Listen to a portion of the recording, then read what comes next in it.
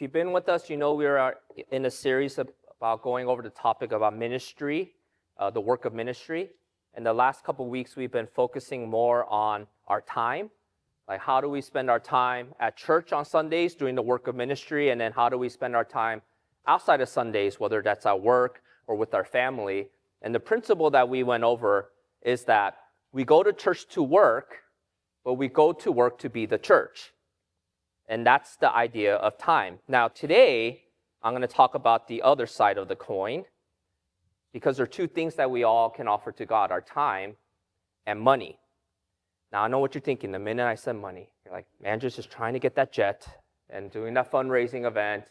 This is the time where I'm talking about money. But I think a lot of times when the reason why we don't talk about money in church is we assume money is this business idea.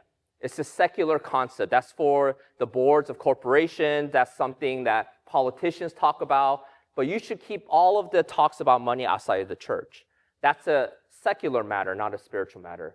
However, the Bible talks about money a lot, if you don't know. The Bible, according to Jesus, actually is a spiritual matter. And the first time I heard a sermon on money, I remember the pastor mentioned how Jesus talked more about money than he did about love. Now, I was very skeptical, being that kind of student, so I looked it up, and he was right. Jesus talks more about money, not just more than love, but he talks about more about money than heaven and hell combined. 11 of the 39 parables were specifically about money. And in fact, today's passage, as we reference, of all the things Jesus chose to elevate as a competitor to your devotion to God, he could have chose any other sin issue, but he said, there's one competitor to God. There's another master that people are serving besides God in his time, and that is mammon or money. So I think we need to rethink this a little bit in understanding that, yes, money is something the business world talks about, politicians talk about, but we also need to understand God talks about it a lot. Because money is not just a secular matter. It's not just about paying the bills. Money is actually a spiritual matter, and it has to do with our heart. Money is actually one of the clearest ways we can see the direction of our hearts, as Jesus will say later on. Wherever your money is, that's where your treasure is also. In other words, if you want to know what you value, you don't need to take a test to know what you value. He says, just look at how you're spending your time and money. And so today, we're going to talk about money. Not because we're doing a fundraising event. That's not what it is. Because here's the thing we have to remember. God doesn't need your money. If you forget, he created you. He owns you. It's actually not your money. It's his money already.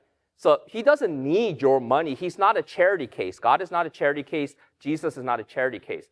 But some of us need to give money because money has such a tight grip on our hearts. I think that's the takeaway from today's sermon. It's not to guilt you to say, well, if you don't give money, what's God going to do? God can figure out ways apart from your money. He doesn't need your money. However, maybe living in a capitalistic society, money might have a really tight grip on some of our hearts, and we need to surrender that and give it back to him. So let's talk about the perspective about money. This goes to today's passage, Matthew chapter 6, verse 24.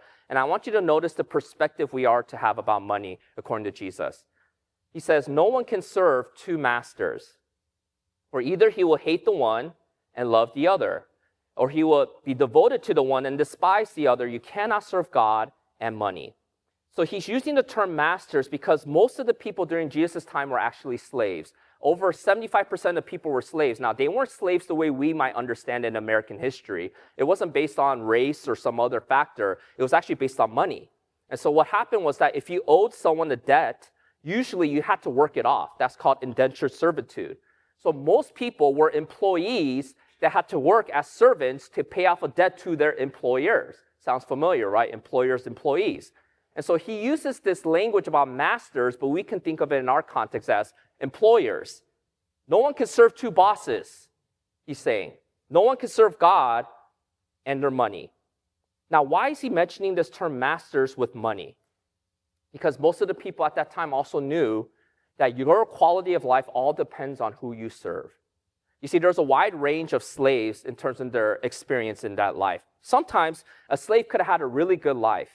Because if their master was very generous, there's cases in the Roman Empire where some slaves actually received an inheritance from the death of their master because they were treated as family members.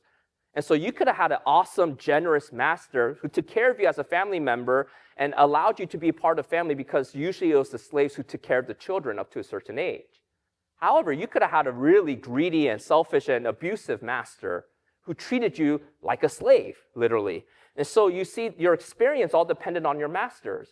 And so when Jesus uses this word master, most people understood what he's talking about here. Your master determines everything in your life at that time. They determine how well you live. They determine whether you have stress that morning. It's all the whims of the master. They can determine how much you have to pay them back, what the terms of your work conditions would be. Everything was determined by your master. And he says here that there's one master in particular that God is concerned about that is taking over everybody's life. And the word here is mammon, actually. Now, mammon is translated as money, but it actually refers more to just money. Mammon refers to all of your possessions. So you see, mammon is another word for wealth, your possessions, your assets. And so what Jesus is saying is that your possessions, your stuff, is going to require so much of you that eventually it pulls you away from the demands of your original master, God. Because if you're devoted to your stuff and your wealth, the agenda that wealth has for you is a different agenda that God has for you. The desires and demands that wealth has for you is different than the one God has for you. And at some point, you will be pushed in two different directions. And every slave knows you cannot serve two masters at the same time. You have to choose one. And that's what he's talking about here. In fact, notice the phrase he uses. Either he will hate the one and love the other. Now, you might be thinking, well, that sounds pretty extreme, Jesus. Just because I love my house doesn't mean I hate you, right? And so he's not talking about love and hate the way we use the emotions. He's doing what the rabbis would use as a way of comparison. For example, Jesus did this in other passages. If you look back at Luke chapter 14, verse 26, notice he uses the term love and hate. He says, if anyone comes to me and does not hate his own mother and father and wife and children and brothers and sisters, yes, and even his own life, he cannot be my disciple. So the word hate is not the way we think of hate as this anger and hatred. That's not what he's talking about. He's using the word hate as a form of comparison. He's saying, in this context of Luke and as well as Matthew, he says, you cannot be my disciple if your love and devotion for your immediate family is greater than your love and devotion for me. In other words, your love and devotion for me should be so much greater than your love for your immediate family that it should look like love versus hate. Do you get that? So he's not saying hate your family, because that actually would go against the commandments of God. You are to honor your parents. You are to love your spouse. You are to love your children. But your love in comparison to your family should look like hate compared to your love to Jesus. Otherwise, you cannot be my disciple. So using that framework, let's look back at Matthew chapter 6 again. What is he saying? He is saying it's okay to love your career, to love what it provides. It's okay to provide for your family. In fact, Paul later says, if you cannot provide for your family, you're worse than an unbeliever. He's not saying to get rid of everything and not make money. But your devotion to money should look like hate compared to your devotion to me. This is what he's getting at. It's not your emotion, how you feel about God versus money. It's not an emotional thing. It's your time commitment and devotion. What are you really devoted to? In fact, we know that's what Jesus is saying, because look at what he adds right after that. He says, he will be devoted to the one and despise the other. That's what he's talking about, devotion. Not emotion. Where's your devotion? Where's your commitment? And here's the insight from Jesus. Money is a very demanding master. And if not checked, it will require your devotion to such a degree that it will draw you away your devotion to God. It just will. Because money doesn't allow room for a second master when you're fully devoted to money. In fact, God doesn't allow room for a second master, because God is actually a very demanding master in that sense too. He says, love the Lord with some of your heart, some of your soul, and some of your mind, right? That's what he said? No, all your heart, all your soul, all your mind. That doesn't sound like there's room for another master according to Jesus. And that's what Jesus' point is. There's two very demanding masters in your life. Me or your stuff. Me or your wealth. You must choose. You cannot do both. Because if you try to do both, naturally, you would, quote unquote, hate the one and love the other. You will not give 50-50 equally. one master will eventually take over your life. Now, I know some of you are thinking, man, Jesus sounds like an extreme communist. What is he doing? Like, this is so ridiculous. There's no, we live in a capitalistic society. Of course, he's being unrealistic here. He's being exaggerating. I mean, it's not as bad as he says it is. Let me do a little thought experiment with you guys. Think about the last time you made a major life decision. Maybe the job that you took. And when you were weighing that job, think about all the factors you considered about taking that job. I would guess that one of the biggest, if not the biggest main factor, was the salary. In fact, sometimes have you taken a job because it provided a greater salary, even though in hindsight it was actually a worse job for you because it took away your time from God and your family? Have you seen that happen? So do you notice that sometimes when we look at our life decisions, there's one master that seems to pop up in terms of how we make that decision? Or think about the last time you moved to another city or to another neighborhood. What was the factors? I would guess the area and the cost of the area and what it provided, the amenities of that area. Was that not one of the factors you considered? Now, why would that be the case? Because here's the one master that seems to come up with any major life decision. The money. How much does it cost? How much does it pay? What are the benefits? Is it worth the money? Now, let me ask you, have you ever made a life decision based on your devotion to God? Like, has there ever been a time where you said, I will not take that promotion because it would hurt my relationship with God and church and my family? I actually know somebody that did that. He turned down a job that paid him double. That's devotion to God, right? How many people actually do that, though? Or, you know what? I don't think I should live in this area. It's not really the best spiritual environment to disciple my kids. They're becoming greedy, entitled little brats. So I'm going to move to an area that's not as nice so that they learn to be grateful. How many people do that? Do you notice our devotion to God doesn't really play a factor in these decisions that much, no matter what we say on Sundays? And so I don't think Jesus is exaggerating here when he's saying there seems to be one master that pops up a lot in your life.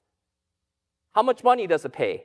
How much does it cost? Is it worth it? What does it benefit me financially? And the problem with living for money is that money, as I mentioned, is a very demanding master that has no end. It tells you, work more, get that career advancement, keep going. It's not enough just to work 40 hours. You got to go 50 hours. You got to go 60 hours. You got to go 70 hours. In fact, you might need to start missing church if you really want to get ahead in your career. In fact, you might need to just tell your kids, I can't see you for the next 15 years because I'm building up for your future. It demands and more and more and more. And let's say you get to the ideal salary. Do you notice the goalpost moves every time? Oh, once I get to this salary, now I'm really going to be at peace and content. I bet you some of you are making a salary now when you're 22 years old you can only dream about. And now what? Is your worries all gone? I don't see any smiling faces here today. So what happened? Money kept moving the goalpost. Because it's not enough to just get to that goalpost. It's always, I need a little more. As Rockefeller once said on his deathbed, the richest man at the time, he says, they asked him, how much money was enough when you're happy? He says, always a little more. It's always a little more. It always moves. Money never gives you a break. So you might be wondering, okay, Jesus, I get it. Money is demanding. I shouldn't live for money. But money is not my master. You don't know me. I'm one of the few Christians that doesn't get affected by money. So Jesus says, okay, let's do a little test. Let's look at verse 25. This is the test to know if money is your master. He says, therefore I tell you, do not be anxious about your life, what you will eat or what you will drink, nor about your body, what you will put on. Is not life more than food and the body more than clothing? So he makes a connection here about your view of money as your master versus this verse. And this is the test. How do you know if money is your master? Are you anxious? Do you worry? It doesn't matter how much your salary is or how much assets you have. You can have a little money. You can have a lot of money, relatively speaking. That's not the question Jesus asked. He didn't say, if you have this much money, it's your master. That's not what he said. He said, are you anxious? Because if you are anxious, that tells you that something else is your master in your life besides God. It's money. Because what money does to you, it gives you the false belief that it gives you security. It gives you purpose. It gives you happiness. And the anxiety you feel, that discontentment you have in you, is money's way of telling you, you got to keep going. You got to get more. Now, back in verse 19 of Matthew chapter 6, he tells us that earthly treasures do not last. And then he says in verse 23 that focusing on money blurs your moral vision. Therefore, he says you must choose between God and money. And if you choose God, the result should be you are not anxious anymore. Because if God truly is your master and he is your king, he will take care of you, not money. And if money is the thing that's going to take care of you, of course you're going to be anxious because money comes and goes up and down, things that you can't control in the stock market or the economy. But God does not change.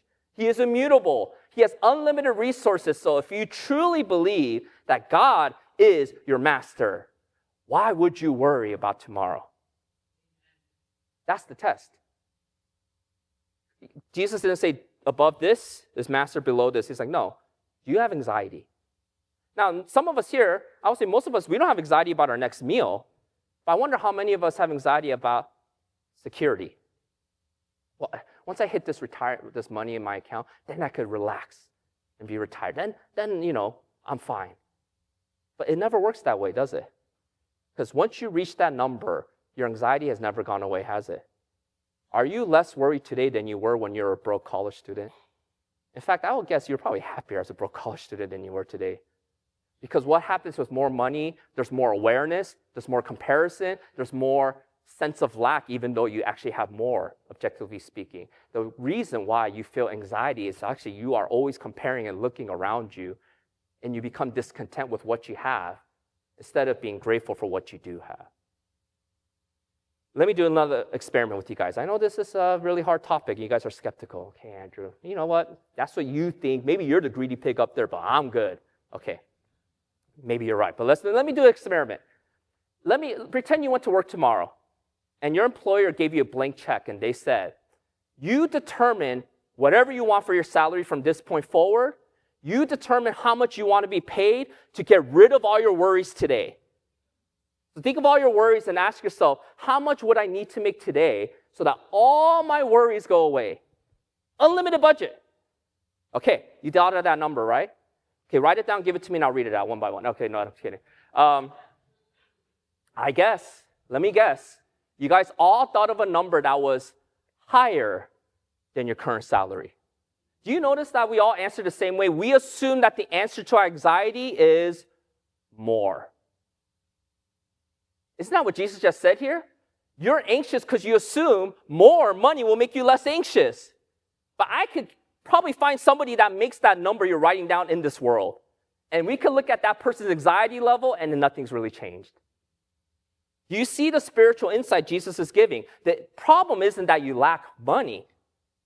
The problem is that you assume money is going to help with your anxiety. Maybe there's one of you guys are holy, like, I make too much money, I got to give it back. But I've always done this thought experiment. I've never seen a person do that. They always think more. Once I hit that higher benchmark, then my anxieties will go away. Instead, Jesus is saying it's not more, it's manage. It's not more, it's manage. In other words, the way you handle your anxiety is not that you need more resources. You need to be content and learn how to manage what you already have. In fact, contentment is the key to all of this. You remember what the Apostle Paul said in Philippians 4:11 through 13? He says the secret to life is contentment. And contentment is not something that happens to you passively. This is not something you just say, God, zap me with contentment. You have to fight for contentment. You have to learn how to be content. You have to learn how to be grateful for what you do have. And notice how Paul said it. He said, not that I am speaking of being in need, for I have learned, do you notice the word, learned, in whatever situation I am to be content. What does it mean to be content? I know how to be brought low. I know how to abound. In any and every circumstance, I have learned the secret of facing plenty and hunger, abundance and need. I can do all things through him who strengthens me. In other words, the way you are content, the way you are less anxious, you have to learn how to be content. And what does it mean to be content? It means that you know how to manage your money in such a way that your money is not managing you. Your contentment level is not driven by how much income is coming in or how much is in your bank account. It is to focus on what God has given to you in this season of life and being grateful. In fact, the Apostle Paul was a great example of that. He was really wealthy at some point as a Pharisee, and then he lost it all because he followed Jesus. He was respected at one point, and then he was persecuted. And he said towards the end of his life, this is what life is all about. This is how I went through all of that. I learned to be content. What does it mean to be content? It's to look at what you have and stop comparing with what other people have. One of the problems with having too much awareness of other people and social media is you become discontent. Do you notice how your phone was working just fine until the next iPhone came out? And all of a sudden, it's like, why is it so much slower today? And my pictures are not good quality. I need a new phone, right? Or do you notice how your vacation plans were fine until you saw your best friend going to the Maldives or something? Like, well, why can't I do that? And then you start going crazy. It's the awareness that creates discontentment.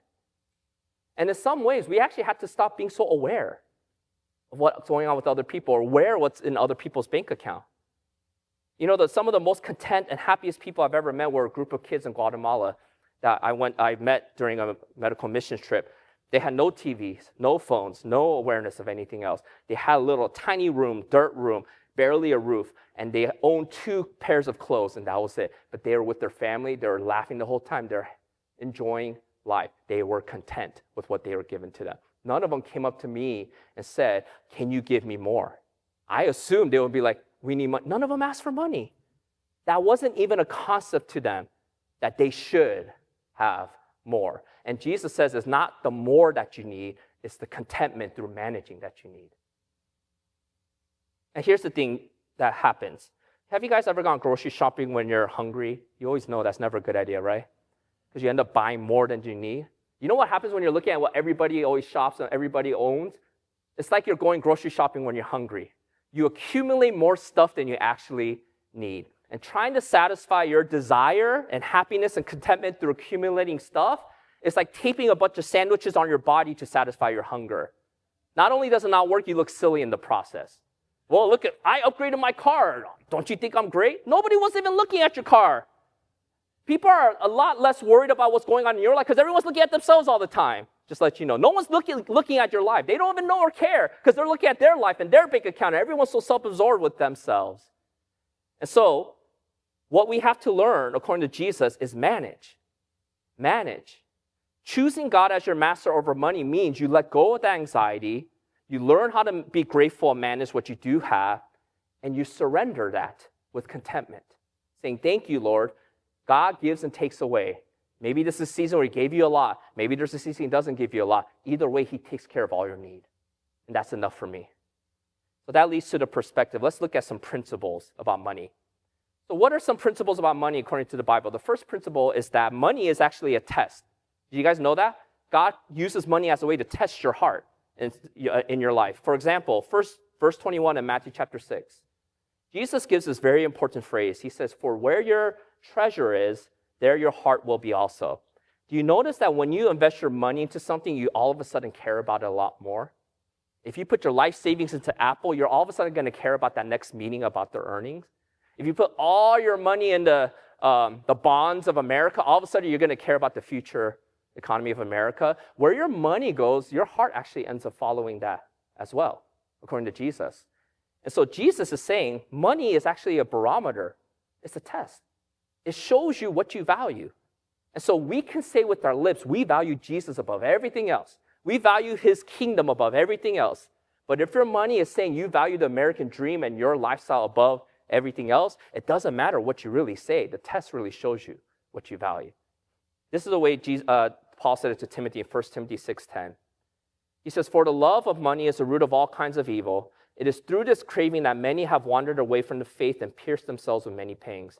In other words, it is not money that is the problem. It is the love of money that is the problem. It is the seeking after money, the assumption that more money equals less problems, less anxiety. It is that causes people to go on all sorts of evil things in their lives. People have justified so much evil in the pursuit of money, have they not?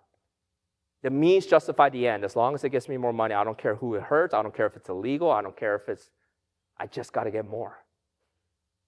Money is a test. It shows you what you value. But second, money is a tool. Meaning, money is not evil. Money can be the greatest blessing or the greatest curse in a person's life, all depending on how you view the tool. Now, we understand if you have a tool, let's say you have a hammer, if you kept it in the toolbox and never used it, then that tool has no use for you, right? There's no good. And that's like people who just hoard money and never use it. Okay, that's great. Your bank account's growing, but you're not using that tool the way it was meant to do it. It could fix some problems you're unwilling to use because you don't want to use that tool. But here's the second thing a tool does. A tool is very specific. If you start to use that hammer and put butter on it to spread it on your bread, or to scratch your head, or to put on your shoes, you will say, I think you're overusing the tool and you're not using the tool the right way, and you become disgruntled with the tool because you assume the tool is a cure-all to everything in your life. Money is a tool. It cannot solve all your problems. It was never meant to solve all your problems. And so if you look to money to be the hammer that spreads the butter and that puts on your shoes, that does everything, you're going to get frustrated because it's not meant to do those things. It's not meant to give you contentment and joy. It's not meant to fill the hole that only God can fill in your life. Only God can give you the things you are deeply searching for. Money is just a hammer he gives you so that you can find a hammer once in a while and actually fix it with that tool. And so if you see a problem that money can solve, God gave you that hammer called money and says, go solve the problem. In my kingdom, I need you, some of you guys, I'll give you more hammers because there's a lot of nails around you. So if you see hungry people, why don't you use that? Why don't you hammer that? If you know that the ministry needs to go out to missionaries, why don't you hammer that? If you know that we got to fix the roof, why don't you hammer that? Right? It's a hammer. And money is a tool that God has given to all of us. This is the way Jesus talked about money in Luke chapter 16, verses 10 through 13. He said, the one who is faithful in a very little is also faithful in much. And one who is dishonest in a very little is also dishonest as much. If then you have not been faithful in the unrighteous wealth, who will entrust to you the true riches? And if you have not been faithful in that which is another's, meaning God's, who will give you that which is your own? No servant can serve two masters, for either he will hate the one and love the other, he will be devoted to one and despise the other. You cannot serve God and money. In other words, do you notice what God is saying about money as a tool? Based on how you use this tool, he will entrust you with greater tools down the line if you are faithful. But if you are not using the tools the right way now, he will not give you greater tools down the line. You might be wondering, what's greater than money? Money is the cure-all be-all. You know what's greater than money? People's souls. People's souls. So why would you expect that you have an effective gospel ministry to people's souls if you can't even handle the money that God gave to you? This is actually an indictment on churches, by the way. You expect the church to be effective reaching the lost when you cannot even manage to steward your money? When you're all obsessed about money, when you assume more money will solve all your problems? If that's your perspective, God says, I'm not going to give you more. If you can't handle the unrighteous wealth, why would I give you the true riches, God's heart, his people?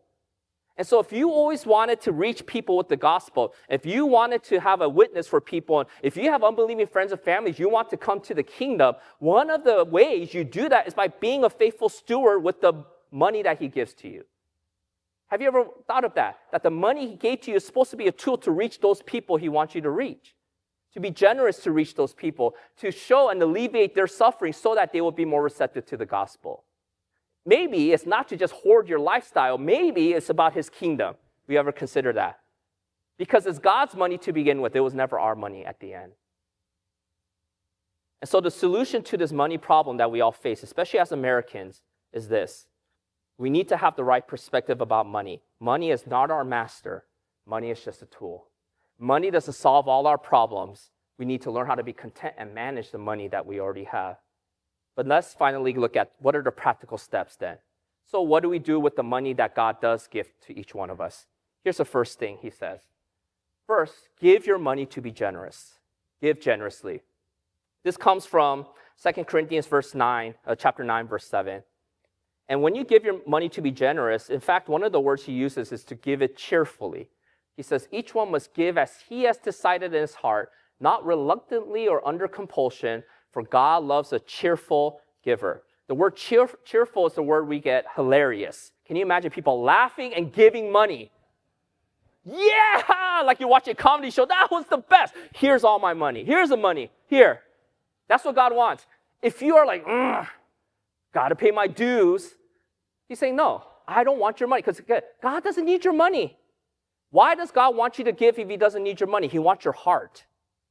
And if your heart is not cheerfully invested in the kingdom, he doesn't want your money. But if your heart is invested in the kingdom, then show it with your money. Do you also notice that he didn't say give 10% here? Each one has to decide in his heart. Now, the 10% concept comes from the Old Testament. It's the word tithe, which literally means a tenth. And there's some Christians who believe that we are to continue that 10% kind of thing today. Now, let me give you the context. The tithe was actually an Old Testament commandment given to Israel. That was a theocracy.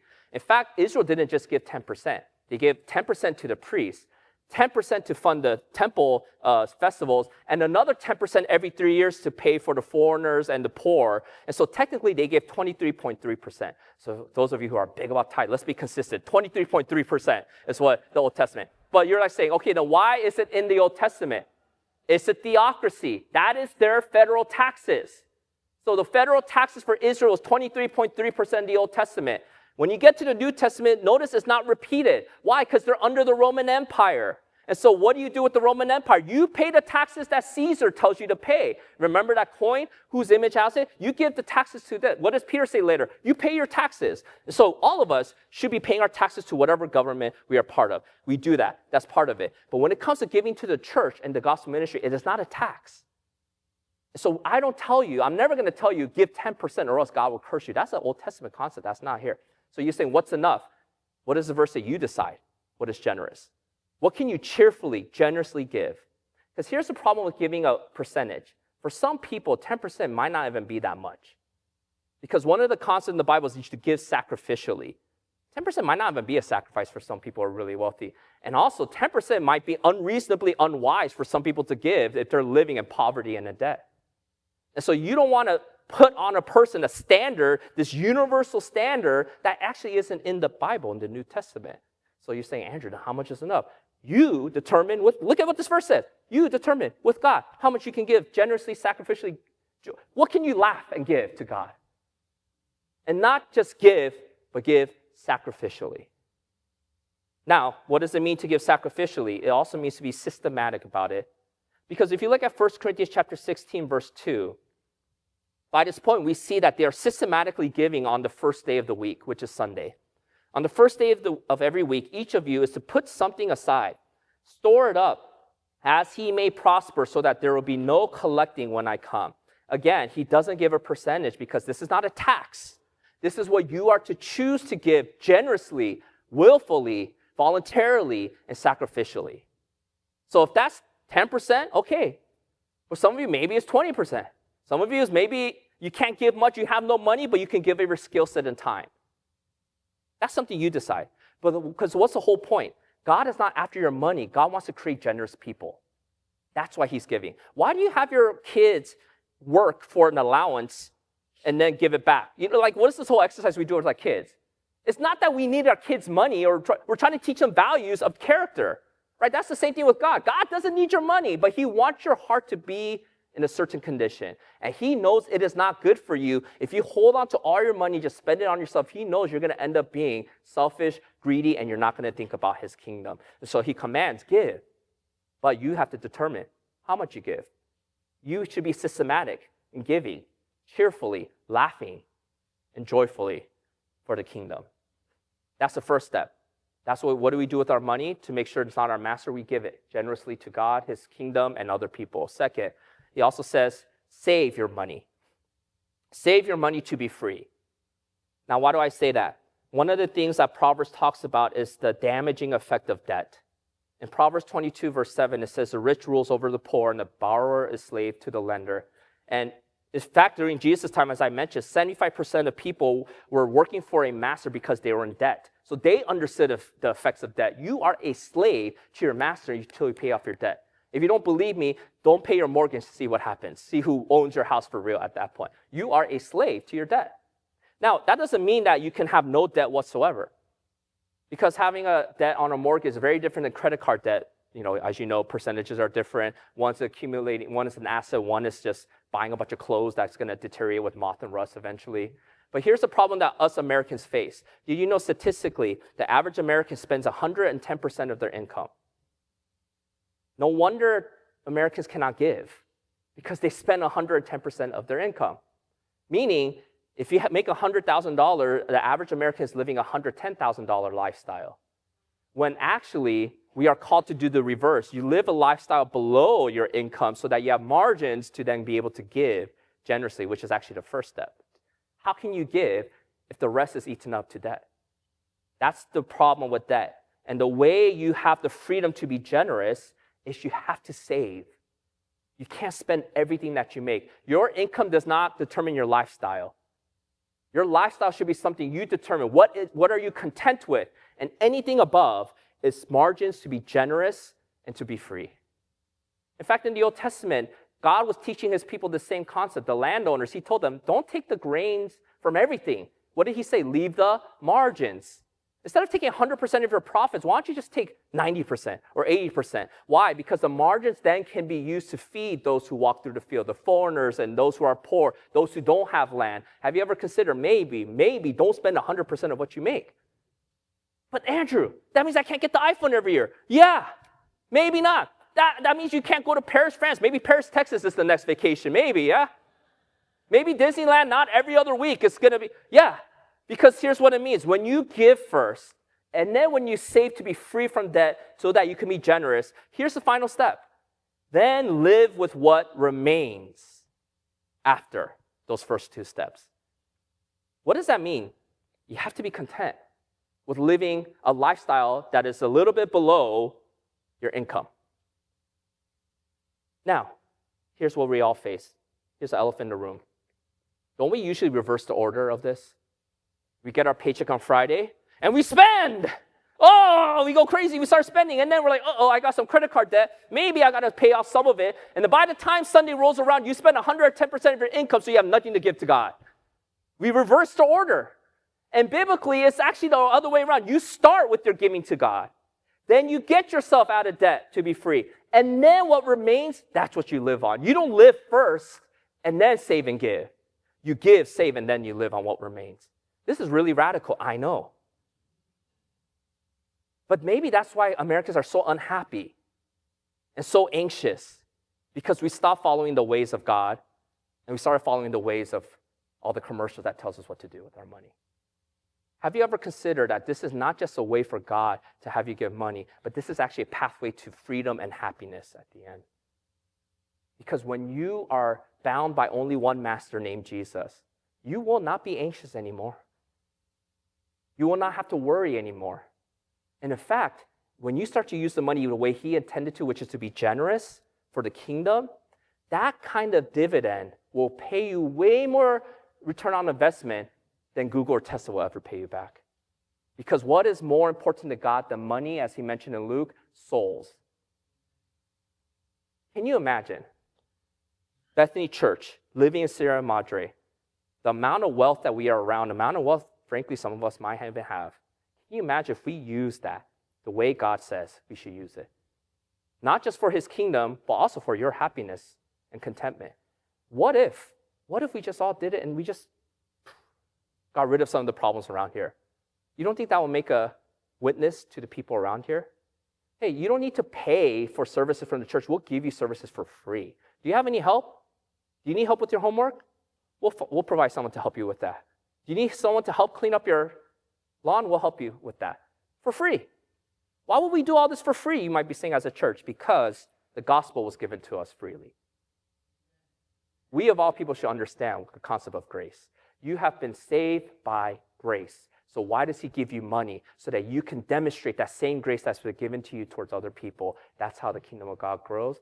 That's how people start to love Jesus. That's how you start to be the salt and light that God has called you to be. Give, save, and then be content and live on what remains. Let's pray.